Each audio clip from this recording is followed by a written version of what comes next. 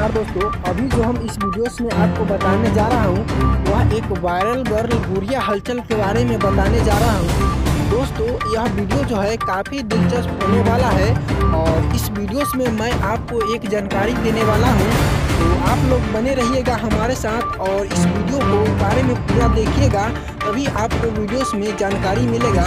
दोस्तों हम बात करने वाले हैं एक ऐसे डांसर जो हाल फिलहाल में बहुत ज़्यादा पॉपुलर हुआ है, जो कि हर एक चैनल के जरिए इनका प्रमोट किया गया है।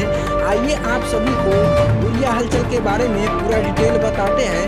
दोस्तों गुड़िया हलचल का कल अर्थात 9 मार्च का इनका जन्मदिन है और इनका जन्मदिन के शुभ अवसर पर इनका एक चैनल ओपनिंग हो रहा है दोस्तों, जिनका नाम है गुड़िया हलचल फिल्म्स। इनके जरिए इनका हर एक वीडियो प्रस्तुत होगा आप सभी के बीच में।